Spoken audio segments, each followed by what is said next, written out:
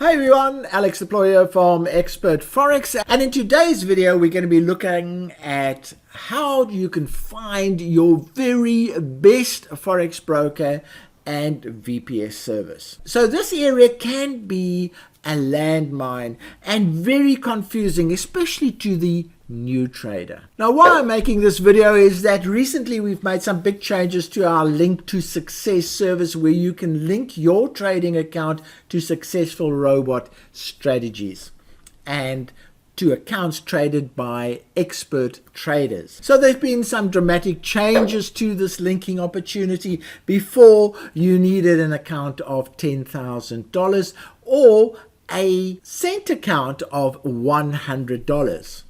Now, there are many countries that have problems with cent accounts and so on. So some of the changes made to our profit retriever, which is the dominant EA used in our linking service, has made it possible for small accounts of $1,000 to be used. So that's opened up a nice opportunity for the linking service, but also for traders of the profit retriever. And that has opened a lot of inquiries about brokers and VPS suppliers. And that is why I'm making this video. So let's get straight into it. Let's talk in general about brokers and the factors that you need to consider when selecting brokers. Now, the biggest problem I have found with Forex brokers is the fact that users of these brokers do not appreciate that these brokers are highly regulated by anti-money laundering requirements. And what that means is that you've got to identify yourself, you've got to be able to prove your residency, and a whole lot of things using documentation. So one of the first things you need to do is make sure that you can comply with all or any identifications requirements that they might have. If you are unable to prove your residency because you don't have a power bill or a telephone bill or something like that, you are going to have problems. And what the problem really is that brokers allow you to open the account, deposit money in there, but the minute you want to draw the money out, if you have not met these anti-money laundering requirements, you will battle. And the typical thing that happens, as I've mentioned before, you can't prove your residency. For instance, you don't have a power bill or a telephone bill. And that happens quite often when people stay together. If you're staying with your parents or your friends or whatever, it's difficult to get a power bill in your name. Often ladies have change their surnames because they get married, and then half of their documentation is in one name and the half is in another name. Total disaster. You need to make sure that you can comply with the identification requirements. Now, the other area that I also find a bit of wastage and inefficiency is that users of the Forex brokers do not study the cash transfer options, because if they do, they will find cheap options and easy options, or they can find really expensive options. Now, for instance, I've found a broker that accepts crypto transfers, and it is the most fantastic way because the cost is virtually nothing. You transfer it across, it's in your account literally within 30 minutes of your transfer, and when you want to transfer out, it's as fast as that too. So you've got to study these transfer options and make sure that you're aware of the cost of each one and the ease of getting money in, but also getting money out. Again, these are points from my own personal experience where many traders hit snags. Okay, and then the other thing, if you're evaluating a broker, open a demo account first and experience as much of the broker as you can. See the processes that they use, the account management methods that they use, that type of thing. So if you are considering, let's say, 5 brokers, open 5 demo accounts with each of the brokers. Have a look at which ones make you feel most comfortable in the way they do things. And then read the ratings and review comments very carefully. Now, this is basically a reverse comment, because what I'm saying is that a lot of the comments that you'll find on review sites and rating sites are wrong.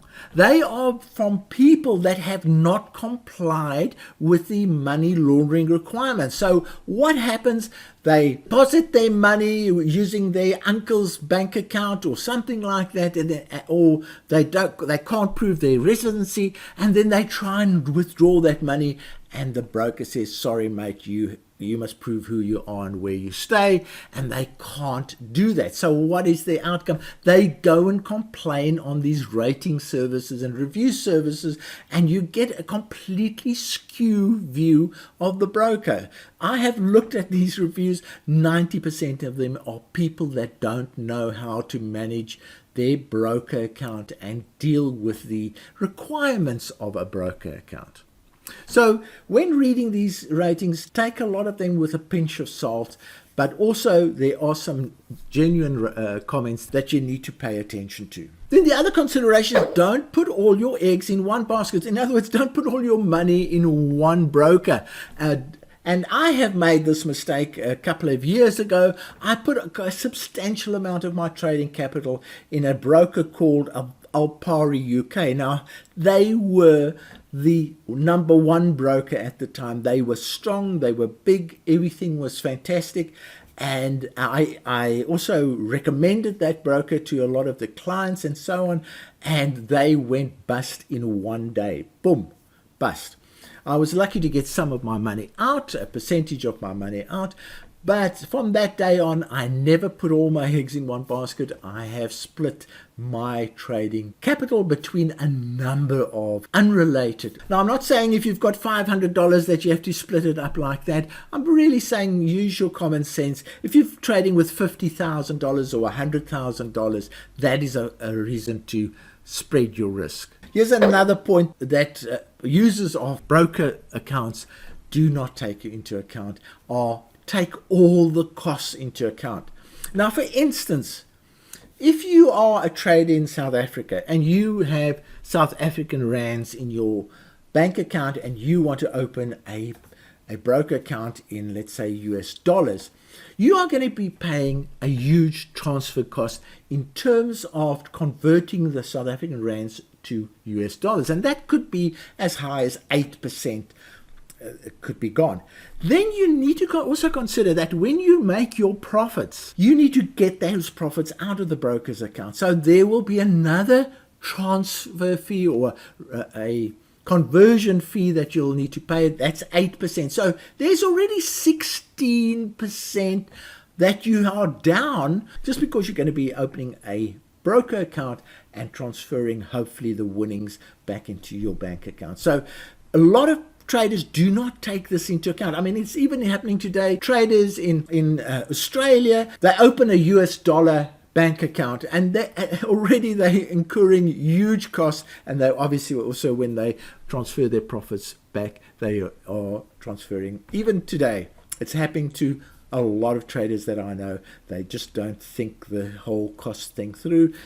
And you need to take all, and that's just one example of a cost. You need to look at all the costs of doing business with the broker, the charges made by the overnight costs, the spreads that they use, and all those kind of things. So the message really is, don't be in a hurry to find a good broker.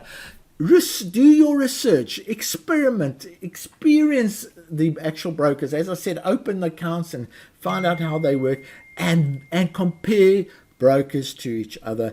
And there's nothing better than personal experience rather than trying to take advice from other people. You can take that advice, but you also need to look at things like YouTube videos, Google reviews, forum posts, and all kinds of other things to get a good view of the broker that you want to use. Selecting a broker is very personal. I mean, if you're in South America and you want to select a broker, who's going to advise you on that? It's very, very tricky. So Expert Forex does not advise on broker selection. You have to use a specialist in this particular area or do it on your own. So a good start, and I must stress, this is a very good start, no shortcuts. Go to a good, reliable broker review site. Here in front of you is one, and they analyze brokers from all aspects. Now this site, I know the owner of this particular site. You can see our link to success service is being advertised on that. We are not affiliates of each other. We do this because we work together, we know each other, and that type of thing. But let's go and have a look at this website in a little bit more detail. Okay, so here I am on the website, and what we can do is just go through some of the menu options just to give you an idea of how comprehensive this particular website is. It's incredible, the amount of information you can get on here, but you need to allocate time to read through all of this because it's all relevant to your broker selection decision, but also to your Forex trading. So here we are. I'm just going to go to the first one, broker comparison. So they compare brokers, and what I like about this site, it is 100% up to date. So there are 2023 broker comparisons, online broker comparisons, center counts, very important, center count comparisons, and so on and so on. Then you look at the brokers by country. As I mentioned, for instance, if you're in the South America, nobody can advise you on which broker to use. So you need to go through these and get an idea of which brokers the residents in various countries are using. Very, very handy part there. Then account types. Again, you need to know what kind of account to open for what you intend trading. And in most cases, you need at least a micro account so that your lot sizing can go down to micro level. And as mentioned before, there are also center counts, so you can read more about that. Then they have a look at all the trading platforms, the difference between MT5 and MT4 and all the other trading platforms. Really, really good. Then they look at which brokers provide bonuses or contests and so on. Really, really good information again. And then Forex signals if you're new trading, or you have tried trading and failed miserably, then there are some signals that you can go and follow. And as I've said earlier, there's our link to success service that you can use. And then most importantly, they also tell you which brokers to stay away from, and that's done by country: India, Nigeria, South Africa, Philippines, UK, and so on. So this website is just a unbelievable resource of broker information. Now I've only just gone through the first part of the menu. I'm going to go through the next part, best brokers by category. So you can actually go, if you want to use PayPal to deal with a broker, there you are, Skrill, Necteller, that kind of thing, how you want to pay crypto brokers. There we are. As I mentioned earlier, I use crypto to do my broker funding. Then specific broker reviews, very specific ones. Again, there we have it. Now here's a fantastic educational course. This is one of the best training courses that I have come across. It breaks the training down in very nice steps. You start at kindergarten, then you go to elementary school, and so on, and then you graduate, and it takes you through the whole trading process. Then there are lots of trading resources. There's free indicators, free robots. There's also again, best Forex hosting. We're going to come to this one.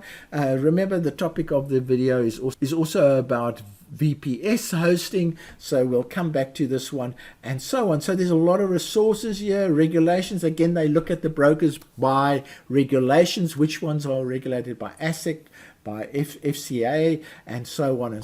There we are. And then we look at some crypto elements too, and there's a blog that you can go to for more information. So this website is a one-stop source of information for broker information. Okay, so let's move on to VPS discussions. Now, VPS is basically a computer that you rent that sits somewhere in the cloud or somewhere out there, and it is connected to the internet on a continuous basis, and therefore things like your robots will trade continuously, rather than having your computer running on your desk and being connected to the internet, and the risk there of if your internet goes down or your power goes down, you have problems. The VPS doesn't have those kind of problems, but they can be very expensive depending on what kind of trading you do. If you're doing manual trading, it's unlikely that they'll be expensive. Good place to host your platforms. But if you are trading robots, they can become very expensive in terms of the resources that you need to buy to run these VPSs. Now, I don't actually use VPSs. Now and then I dabble into them. I have been using my own computer at home with quite stable internet and stable power. So I've gone the other route.